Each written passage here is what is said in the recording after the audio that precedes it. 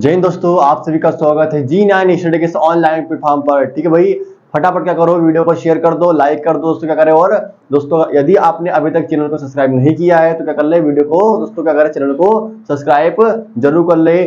ठीक है भाई, आगे चलते हैं। जैसा कि आप दोस्तों आपने कल देखा है कि प्राण के आधार पर, आपने ट्री के माध्यम से देखा कि प्राण के आधार पर हमारे व्यंजन कौन कौन से हैं दोस्तों। आज हम देखेंगे दोस्तों किसके आधार पर, आज हम देखेंगे घोष के आधार पर हमारे व्यंजन कौन कौन से हैं। यदि दोस्तों यदि आपको प्राण के आधार पर आपने देख लिए हैं, अगर आपने नहीं देखे दोस्तों तो जरूर पिछली वीडियो को आप देखें कि प्राण के आधार पर कौन कौन से आपके व्यंजन है। आज दोस्तों हम देखेंगे कौन से घोष के आधार पर आपके व्यंजन। आगे आ जाओ। चलो ठीक है, एक थोट लिखा पढ़ो फटाफट। एक थोट हमने लिखा है यहाँ पर, ठीक है, कि जहां जिद है वहीं सफलता है। भाई क्या है कि जहां जिद है वहीं पर सफलता है। यदि आपके अंदर जिद नहीं है तो आप सफल नहीं हो सकते। आगे लिखा है असफलता से डरिए मत। यदि आप असफल भी हो गए तो आप डरिए मत, बल्कि उस असफलता से सबक सीखिए। क्या भाई, कि बल्कि उस असफलता से सबक लेकर सफलता पाना सीखिए। यदि आप असफल भी हो किसी एग्जाम में, यदि आपसे नहीं भी निकले दोस्तों, तो आप उससे असफलता से कुछ सीखो और अपने जीवन में आगे बढ़ो और सफल पाओ दोस्तों। ठीक है, तो ये ध्यान रखना कि लिखा है कि जहां जिद है वहीं सफलता है। असफलता से डरिए मत, बल्कि असफलता से सबक लेकर सफलता पाना सीखिए। भाई क्या है, सफलता पाना सीखिए। मैं चलते हैं अपना आज आगे के टॉपिक पर। चलो, मैंने लिखा है ट्रिकी, क्या लिखा है, ट्रिकी घोष के आधार पर व्यंजन। यानी कि दोस्तों आज हम ट्रिक के माध्यम से देखेंगे कि घोष के आधार पर व्यंजन कैसे याद करें। किसके आधार पर भाई, घोष के आधार पर। हमने पिछली वीडियो में देखा है प्राण के आधार पर, प्राण के आधार पर व्यंजन आप कहते हैं अल्पप्राण महाप्राण। आज हम देखेंगे घोष के आधार पर। ठीक है, चलो देखते भाई। घोष के आधार पर मैंने लिखा है भाई टॉपिक के ऊपर कि घोष के आधार पर, या मैं बोल दूं कंपन के आधार पर, या मैं कह दूं झंकृति के आधार पर, या मैं बोल दूं तरंग के आधार पर। यानी आपसे प्रश्न कई प्रकार से पूछा जा सकता है कि भाई घोष के आधार पर व्यंजन कितने प्रकार के होते हैं, या पूछ ले कंपन के आधार पर आपके व्यंजन कितने प्रकार के होते हैं, या पूछ ले झंकृति के आधार पर आपके व्यंजन कितने प्रकार के होते हैं, या पूछ ले आपके तरंग के आधार पर व्यंजन कितने प्रकार के होते हैं। तो किसी प्रकार से दोस्तों आपको एग्जाम प्रश्न आए, सभी को आपको याद रखना है। तो ध्यान दो बेटा कि हमारे जो व्यंजन होते हैं झंकृति के आधार पर, ये होते हैं दो प्रकार के। कितने प्रकार के होते हैं, ये होते हैं दो प्रकार के। अब देखते हैं कि दो प्रकार के हमारे कौन कौन से। ठीक है, एक होगा आपका, एक इधर, ठीक है, एक है आपका कौन सा भाई, सघोष। कौन से, एक है आपके सघोष व्यंजन, जिसको हम घोष भी कहते हैं। क्या कहते हैं, जिसे हम घोष भी कहते हैं भाई। और एक आपके कौन से हैं, एक है आपके अघोष वर्ण। कौन से हैं, एक है आपके अघोष व्यंजन। तो बात करें कि भाई सघोष व्यंजन किससे कहते हैं और अघोष व्यंजन किससे कहते हैं, तो समझो कि अघोष किससे कहते हैं, सघोष किससे कहते हैं। ध्यान रखो बेटा कि वे व्यंजन जिनके उच्चारण में हमारे स्वर तंत्रियों में, किसमें, वे व्यंजन जिनमें हमारी स्वर तंत्रियों में क्या होता है, कंपन। क्या होता है, जिसमें हमारे स्वर तंत्रियों में क्या होता है, कंपन होता है। क्या होता है, कंपन होता है, उन्हें क्या कहेंगे हम, सघोष व्यंजन। समझना कि वे व्यंजन जिनके उच्चारण में इन हमारे स्वर तंत्रियों में क्या होता है, कंपन होगा, उसको हम बोलेंगे क्या, आपके सघोष व्यंजन। अब समझो कि अघोष व्यंजन किससे कहेंगे भाई, आ का मतलब होता है नहीं, घोष का मतलब होता है कंपन। ठीक है, तो यहां पर आ का मतलब क्या है भाई, यहां पर नहीं, और घोष का मतलब होता है कंपन। क्या होता है, कंपन। यानी कि मैं कहूं कि वे व्यंजन जिनके उच्चारण में हमारे स्वर तंत्रियों में कंपन नहीं होगा दोस्तों, उसे हम क्या कहेंगे, अघोष व्यंजन। का कहा मैंने कि वे व्यंजन जिनके उच्चारण में हमारे स्वर तंत्रियों में कंपन नहीं होगा, उनको हम कहेंगे अघोष व्यंजन।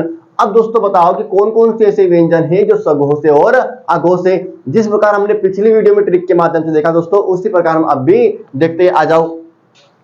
देखो एक तरफ मैं लिख रहा हूं, यहां पे लिखा मैंने सघोष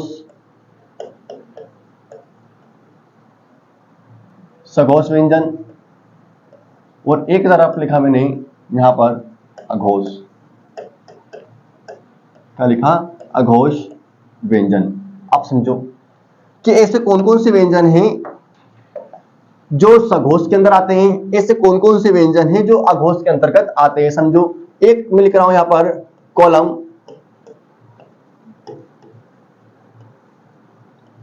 कॉलम 3, 4 और 5।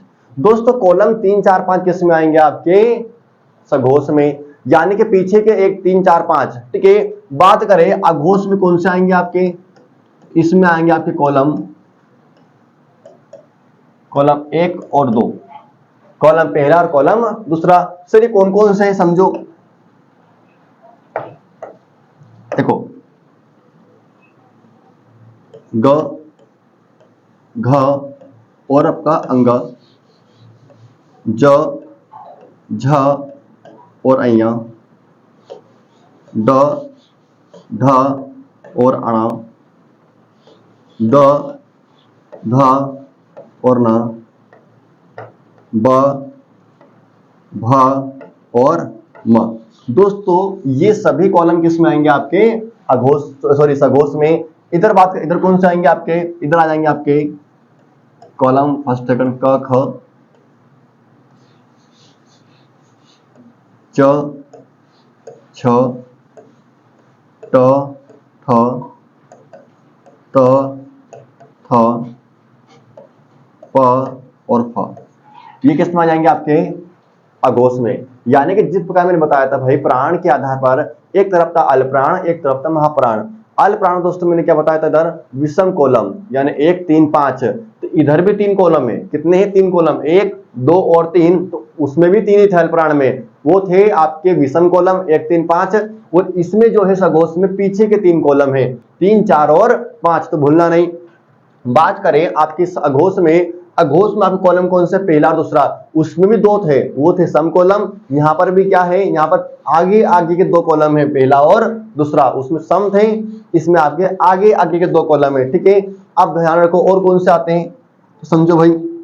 और आते हैं इसके अंतर्गत अंतस्थ। कौन से आते हैं? अंतस्थ व्यंजन। अंतस्थ कौन कौन से? तो अंतस्थ आ जाएंगे आपके य, र, ल, व और एक दोस्तों आ जाएगा आपका ह। और कौन सा आते हैं इसके अंतर्गत?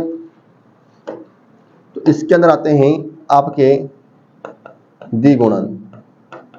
द्विगुणन, आपके द्विगुणन एक तो ड और एक आ जाएगा आपका ढ, दोनों आ जाएगा। और दोस्तों क्या आएंगे इसके अंदर? इसके अंदर आएंगे आपके स्वर, यानी कि आपके 11 स्वर प्लस अम। ये भी दोस्तों किस में आ जाएगा? आपका इसके अंदर। इधर कौन कौन से आएंगे? देखो भाई, अंतस्थ, अंतस्थ हमारे कौन कौन से? सॉरी अंतस्थ संघर्षी। कौन से आएंगे इधर? संघर्षी। अंतस्थ उधर हो गए हैं, इधर आएंगे संघर्षी व्यंजन आपके श, श और क्या आ जाएगा इसके अंदर? स। हा उधर आ गया। अब क्या भाई इसके अंदर द्विगुणन आएंगे नहीं, उसके अंदर आ जाएंगे आपके स्वर। स्वर में कौन सा आ जाएगा आपका? अह। क्या आ जाएगा इसके अंदर दोस्तों? इसके अंदर आ जाएगा अह। समझो, अब ये वाले सभी वर्ण अघोष से, ये वाले सभी क्या आपके सघोष से। अब मैंने कहा कि सघोष वर्ण किसे कहते हैं भाई? जिनमें क्या नहीं होता भाई? जिनमें कंपन होता है। कंपन क्या होता है? जिसमें कंपन होता है। और अघोष का मतलब क्या भाई? जिसमें क्या कंपन, जिसमें कंपन क्या होता है? नहीं होता है, जिसमें कंपन नहीं होता है। तो समझो भाई, तो सघोष यानी कंपन होता है। ठीक है, आगे समझ में आपको? समझो, तो ये वाले सारे आपके क्या है? आपके सघोष वर्ण, ये सभी आपके क्या है? अघोष व्यंजन।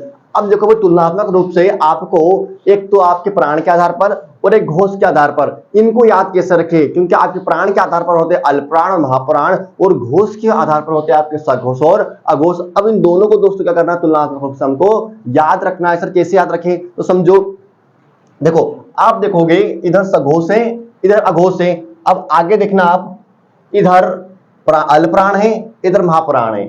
उसमें सघोष था, इधर अघोष था। इसमें इधर अल्पप्राण है, इसमें महाप्राण है। ये प्राण के आधार पर नहीं, वायु के आधार पर थे, वो आपके कंपन के आधार पर। इसमें कितनी मुख से वायु निकलती है उसके आधार पर है, उसमें कंपन के आधार पर है, कंपन होता है कि नहीं होता है, बस इतना सा अंतर है। अब दोनों को याद कैसे रखें, दोनों के हमारे दोस्तों क्या होते हैं कि दिमाग में क्या होता है, पहले गुड़ गोबर हो जाता है। जब हम एग्जाम में लगाने जाते हैं तो इनको गुड़ गोबर नहीं करता दोस्तों, अच्छे समझो, केवल समझो। देखो आप देखोगे, पहले इसको समझो, इन दोनों कंपेयर करो, ठीक है, अल्पप्राण और महाप्राण को समझो। देखो उधर क्या है सघोष, इधर क्या है आपके अल्पप्राण, इन दोनों को याद रखो पहले, ठीक है। अब देखो आप देखोगे यहां पर अल्पप्राण में 3 कॉलम है, कितने कॉलम है 3, 1 3 और 5, ठीक है, 1 3 और 5, कितना है 1 3 और 5 है। अब आप देखोगे भाई क्या उधर, इधर भी 3 कॉलम है, इसमें भी 3 कॉलम है, उसमें भी कितने कॉलम है 3 कॉलम है। अब समझो कि सघोष में जो कॉलम है आपके, ये आपके लास्ट वाले 3 कॉलम है, तीसरा चौथा और पांचवा।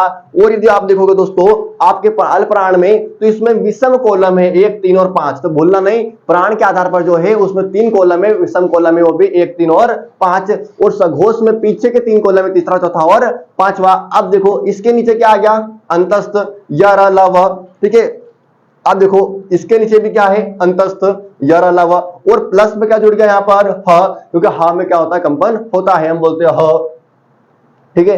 अब देखो आप क्या, इसके नीचे क्या है द्विगुणन, तो इसके नीचे भी देखो क्या है द्विगुणन। अब यहां पर द्विगुणन अकेला था, वहां पे द्विगुणन एक और आ गया ढ, यानी ये वाला ढ भी किधर चले गया उस साइड। देखो यहाँ पर ढ और ढ, ये ढ और ढ दोनों एक साइड क्यों आ गए भाई, देखो यहाँ पर तीसरे चौथे कालम में आपका ढ भी आता है ढ भी आता है, तो यहाँ पर भी ये ढ और ढ दोनों किसमें आ गए आपके कॉलम, किसमें आपके सघोष में। तो 3 कॉलम उसमें भी, 3 कॉलम इसमें भी है, उसमें आपके क्या है भाई विषम है, इसमें आपके पीछे के 3 4 5 है, इसमें भी अंतस्थ है उसमें भी अंतस्थ है, इसमें केवल क्या जुड़ गया ह जुड़ गया, इधर ढ आ गया, ठीक है, तो ये अलग से आ गया इधर उठ के उधर से। अब क्या है स्वर 11, 11 प्लस अंग, ठीक है, तो प्लस में आपका अंग है और 11 स्वर है, तो इधर भी वही भी देखो, इधर देखो आप अल्पप्राण में, इधर भी आपके क्या है 11 स्वर और अंग है, बराबर पिक्चर है, ठीक है। ये हो गया आपके अल्पप्राण। अब देखो आप किधर, इधर महाप्राण, महाप्राण को देखो और आप देखो किसको यहां पर अघोष को, तो अघोष में और महाप्राण में क्या अंतर देखो, इधर कॉलम कितने 2, एक ये और एक ये 2 कॉलम, इधर भी कितने कॉलम है 2, दूसरा और चौथा, इधर भी 2 कॉलम है, दूसरा कॉलम और चौथा कॉलम है, ठीक है। बस इधर ये है कि इधर आपके आते हैं सम कॉलम, ठीक है, और इधर आते हैं आपके शुरू के 2 कॉलम। अघोष में क्या आते हैं शुरू के 2 कॉलम, दूसरा पहला और दूसरा, 2 कॉलम इसमें भी 2 कॉलम इसमें भी है, ठीक है, लेकिन इसमें शुरू के 2 है, उसमें क्या है आपके सम कॉलम है, इतना याद रखना है। अब देखो इसमें भी संघर्षी है, इसमें भी संघर्षी है, केवल इसमें क्या है ह है, महाप्राण में क्या है ह है, और आप देखोगे यहाँ पर अघोष में ह नहीं है, इतना सा अंतर है, बस कुछ अंतर नहीं है, ठीक है। अघोष में क्या है ह नहीं है, और यहाँ पर महाप्राण में ह है, क्योंकि ये वाला ह उड़ के उधर आ गया था। अब देखो इधर क्या है स्वर अह है, इधर भी स्वर क्या है आह है, पूरा के सेम के सेम। तो थोड़ी सी दोस्तों दिमाग पर लोड देना, बाकी ज्यादा लोड नहीं देना है, पूरा के पूरा सेम है, थोड़ा सा लॉजिक लगा लेना कि इधर क्या है और इधर क्या है, अच्छे से आपको समझ में आ जाएगा दोस्तों, और आपका एक भी एग्जाम में उत्तर गलत नहीं जाएगा, ठीक है भाई। इतना आपको समझ में आएगा। यदि दोस्तों आपने अभी तक वीडियो को लाइक नहीं किया, शेयर नहीं किया, कमेंट नहीं किया दोस्तों, तो फटाफट क्या करें वीडियो को सब्सक्राइब करें, लाइक शेयर जरूर करें दोस्तों, और अगला हम कल देखेंगे अगले पार्ट में हमारा जो भी आने वाला दोस्तों, ठीक है। जय हिंद जय भारत।